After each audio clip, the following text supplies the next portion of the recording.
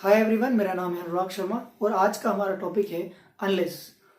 Generally पूछा जाता है कि रीराइटिंग यूजिंग अनलेस। तो बहुत बार आपके एग्जाम्स में ये वाला जो टॉपिक है अनलेस वाला, ये बहुत इंपॉर्टेंट है और सारे ही एग्जाम्स में इसमें से एक ना एक क्वेश्चन तो जरूर आता है। तो आज इसको अच्छे से डीपली समझते हैं कि किस तरीके से हम इफ की जगह पे अनलेस का यूज कर सकते हैं। तो चलिए शुरू करते हैं।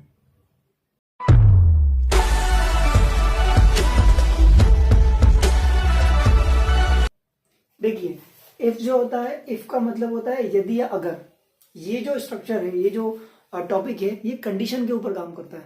अगर ये वाला काम होगा तो ये वाला काम होगा, अगर ये वाला काम नहीं होगा तो ये वाला काम नहीं होगा, है ना। इसको अच्छे समझते हैं। जनरली मोस्टली स्टूडेंट्स इसमें कंफ्यूज रहते हैं कि अनलेस लगाएं, नॉट लगाएं या नहीं लगाएं। तो इसको डीपली समझते हैं। देखिए, इफ का मतलब क्या हुआ, यदि या अगर।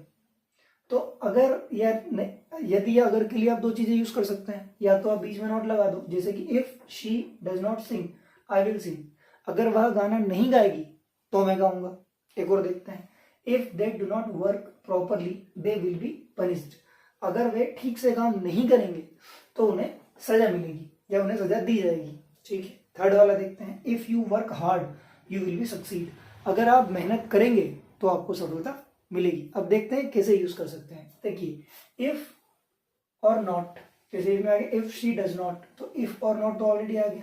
अब आप चाहें, मोस्टली स्टूडेंट क्या करते कि कंफ्यूज रहते कि नॉट यहाँ आएगा या यहाँ आएगा। अब देखते हैं कैसे यूज होता है। इफ और नॉट का मतलब होता है यदि नहीं या अगर नहीं। तो आपने यहाँ पे लगाया था if she does not sing I will sing. अगर आप चाहें तो इफ और नॉट की जगह पे सेम आप अनलेस का यूज कर सकते हैं।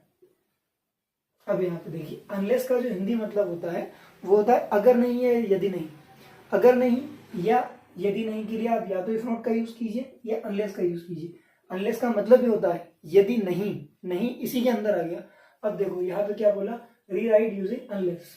अब यहाँ पे ऑलरेडी इफ नॉट दिया हुआ है, तो आपको क्या करना है, इफ नॉट मतलब नॉट वाला सेंस तो है, तो हमको क्या करना है, बस अनलेस लगा देना है। देखो अनलेस, अनलेस का मतलब क्या हो गया, इफ नॉट ये बन गया।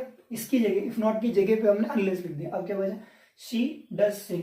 अब ये प्रेजेंट इंडेफिनिट है ना। तो देखो इसमें क्या होगा, शी सिंग्स, शी सिंग्स, ये नेगेटिव में नहीं आएगा, इसका इस नहीं हटेगा। ठीक है, अनलेस शी सिंग्स तो क्या होगा, मैं गाऊंगा, आई विल सिंग। अगर वह नहीं गाएगी, अगर वह नहीं गाएगी तो मैं गाऊंगा। एक और एग्जांपल से समझते हैं। अगर वे मेहनत नहीं करेंगे ठीक से, if they do not work properly. If और नॉट तो आ गया, इफ नॉट आ गया मतलब अनलेस आ गया। या तो आप इफ नॉट लिखो या आप लिखो अनलेस, बात तो सेम है, एक ही बात है। तो क्या लिख दो, अनलेस, मतलब इफ नॉट की जगह पे हमने अनलेस लिख दिया। अब क्या बचा, they work properly, they work properly. अगर वे ठीक से काम नहीं करेंगे, अगर नहीं करेंगे, यदि वे ठीक से काम नहीं करेंगे तो क्या होगा, उन्हें सजा दी जाएगी। They will be punished. अब आपको काफी सारे स्टूडेंट्स को एक कंफ्यूजन आ सकता है इस वाले टॉपिक में कि सर पीछे नोट क्यों नहीं आया, या आगे तो अनलेस लगा दिया, पीछे नोट क्यों नहीं। अगर आप पीछे भी नोट लगा देंगे तो सेंस नहीं बदल जाएगा, क्या बन जाएगा, अगर वे ठीक से ना काम नहीं करेंगे तो उन्हें सजा नहीं मिलेगी।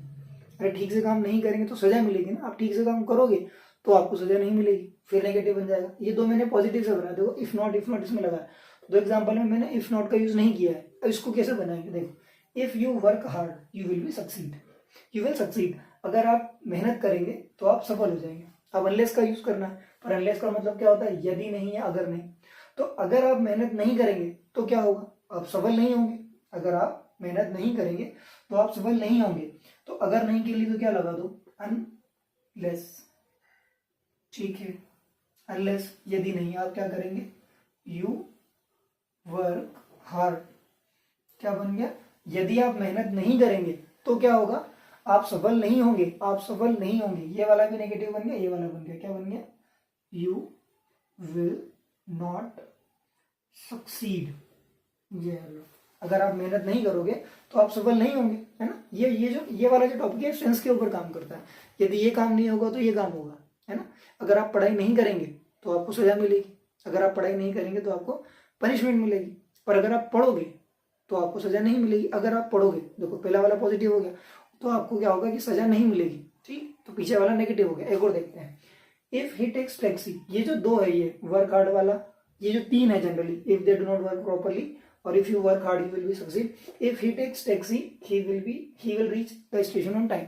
ये जो तीन है ये मोस्टली एग्जाम्स में पूछे जाते हैं, ये अधिकतर आपको किसी ना किसी एग्जाम में मिल जाएगा, किसी ना किसी क्लास में आपको मिल जाएगा। अब देखो क्या होगा, अगर वह टैक्सी लेगा, इफ ही टेक्स टैक्सी, अगर वह टैक्सी लेता है तो क्या होगा, ही will reach on station, he will reach station on time, वह समय पर पहुंच जाएगा। पर मान लो उसने टैक्सी नहीं ली तो क्या होगा, वह समय पे नहीं पहुंचेगा। देखो इफ ही टेक्स टैक्सी, अगर वह टैक्सी लेगा तो वह समय पे पहुंच जाएगा, पर अगर उसने नहीं ली तो नहीं के लिए क्या लगाना, हमको बोला अनलेस, अनलेस मतलब नेगेटिव बनाना है, तो यदि अनलेस ही टेक्स टैक्सी। अब इस सेंटेंस का मतलब क्या बन गया कि यदि वह टैक्सी नहीं लेगा, if he unless he takes taxi, तो क्या होगा, ही विल नॉट, तो वह समय पे नहीं पहुंचेगा, तो क्या बन जाएगा, he will not reach the station on time, the station on time. ठीक है, इस तरीके से हम इफ की जगह पे अनलेस का यूज कर सकते हैं। अब देखिए अनलेस का मेन मतलब ये है ना, यदि नहीं तो या तो आप इफ नॉट लगाओ।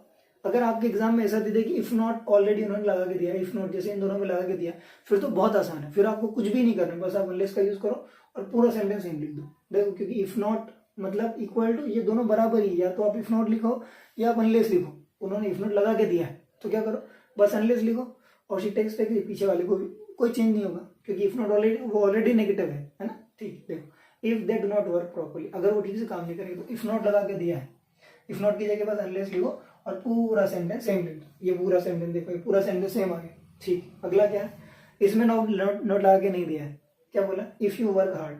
अब इसको अपन को नेगेटिव में चेंज करना है, अगर आप मेहनत नहीं करेंगे तो क्या होगा, ऐसा होगा। ठीक, तो क्या होता है, जैसे कि अगर आप आओगे तो मैं आपको पढ़ाऊंगा, है ना। जैसे क्लास में बच्चे बहुत सारे मस्ती कर रहे हैं, आपने बोला अगर आप मस्ती करेंगे तो मैं आपको नहीं पढ़ाऊंगा।